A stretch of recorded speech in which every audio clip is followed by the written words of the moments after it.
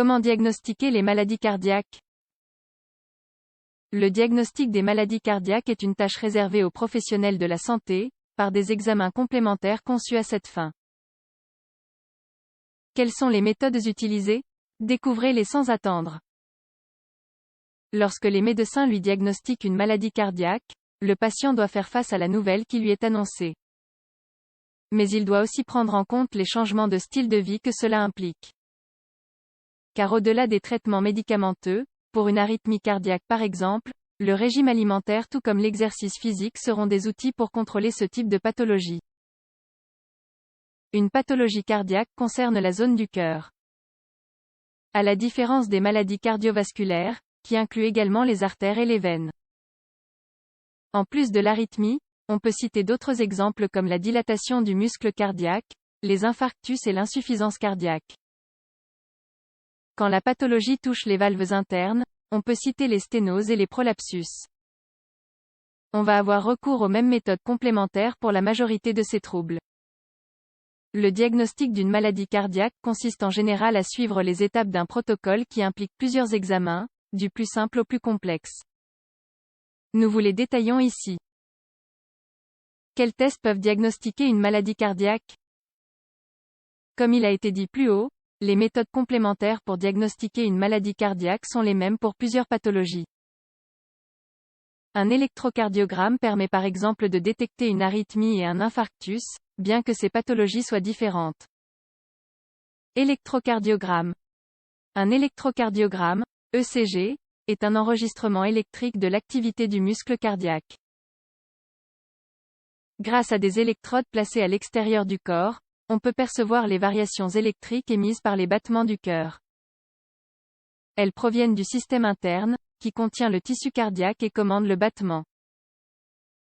Le test ne requiert pas d'anesthésie ni de préparation particulière. Il se réalise même en ambulatoire et le patient peut s'en aller au bout d'une demi-heure. Parfois, il s'agit d'un contrôle de routine pour suivre d'éventuelles évolutions de la situation. Dans d'autres cas, ce sont des contrôles demandés après une pathologie déjà établie, comme un infarctus ou une hypertension artérielle. L'enregistrement est matérialisé par l'appareil de mesure sous forme d'un document avec une ligne qui marque les battements. L'interprétation du test dépend de la formation du médecin. Il existe des protocoles de lecture déjà établis qui indiquent la signification de chaque ligne tracée. Échocardiogramme. Pour diagnostiquer une maladie cardiaque, on peut avoir recours à un échocardiogramme. Le test consiste en une échographie, comme celle que l'on fait pour contrôler une grossesse. Dans ce cas, elle est destinée au cœur. Par le biais d'un dispositif appelé transducteur, on envoie des signaux semblables à des échos, qui rebondissent sur le muscle cardiaque et reviennent pour être interprétés sous forme d'image par un moniteur. On peut alors directement voir le mouvement, les battements, la forme et la dynamique cardiovasculaire. Une variante est le Doppler, qui ajoute des couleurs à l'image pour distinguer le sang veineux du sang artériel. De nos jours, on a quasiment toujours recours à cette modalité car cette information est cruciale. Épreuve d'effort. Le nom technique de l'épreuve d'effort pour diagnostiquer une maladie cardiaque est ergométrie. En termes simples, il s'agit de stimuler le cœur par un exercice physique et d'enregistrer ce qui se passe en conditions d'effort. On réalise donc des électrocardiogrammes et des échocardiogrammes pendant que le patient court sur un tapis de course ou pédale sur un vélo d'intérieur. Certains paramètres sont pris en compte pendant une épreuve d'effort pour ne pas dépasser les limites qui pourraient mettre en danger la personne qui réalise le test. On détermine des limites pour la fréquence cardiaque, pour l'inclinaison du tapis s'il est mobile, et on prête attention aux signes qui pourraient faire arrêter l'effort. C'est une méthode complémentaire très utile pour simuler des situations de la vie de tous les jours. Des moments où les patients sont obligés de courir ou trottiner, ou de monter l'escalier. On étudie ainsi le cœur en reproduisant la réalité, mais dans un environnement contrôlé. Holter cardiaque. Ce test, que les médecins appellent Holter pour faire court, est en fait un électrocardiogramme de longue durée. Par le biais d'un appareil que les patients utilisent pendant 1 ou 2 jours, on enregistre l'activité électrique du cœur. Plus tard, grâce à des programmes informatiques, on comptabilise les variations comme le nombre d'arythmies, les accélérations, la tachycardie et les bradycardies. L'avantage de ce dispositif est qu'il permet de contrôler des situations qui échappent à l'ECG, comme les phases de sommeil du patient. Cela permet alors de diagnostiquer des maladies cardiaques qui échappaient jusque-là au test. Cathétérisme cardiaque. Un cathétérisme cardiaque est une intervention chirurgicale qui implique l'insertion d'un cathéter dans le système circulatoire.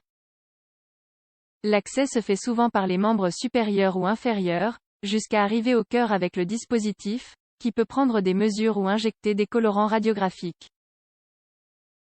En général, la procédure s'appuie sur des images externes qui suivront l'apparition du colorant radiographique. De cette manière, on peut voir les cavités cardiaques de façon suffisamment détaillée pour détecter les dysfonctionnements et les défaillances anatomiques. Tous les patients ne peuvent pas subir un cathétérisme, mais ceux pour qui c'est indiqué peuvent bénéficier en même temps d'un traitement. Une fois le cathéter inséré, il est possible d'effectuer des réparations ou d'éliminer des caillots qui obstruent les artères coronaires par exemple. Résonance magnétique cardiaque. Les progrès dans l'imagerie médicale ont permis d'arriver à l'élaboration d'une résonance magnétique, RM, spécifique pour le cœur. À partir du même fonctionnement des RM pour le reste du corps, on emploie cette fois une force non irradiante pour observer le muscle cardiaque. Les indications obtenues peuvent se superposer à celles de l'échocardiogramme. Tomographie cardiaque assistée par ordinateur.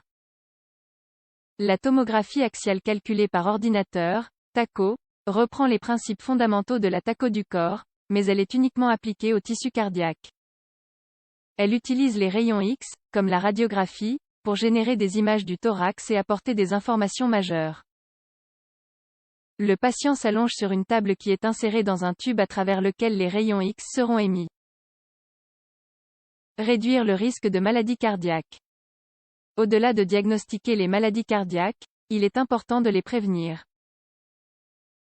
Les méthodes actuelles ne permettent pas de détecter de manière précoce les altérations cardiaques dangereuses pour la santé. Mais un régime adéquat, de l'exercice, la diminution du stress et des contrôles réguliers sont les meilleurs outils pour les éviter.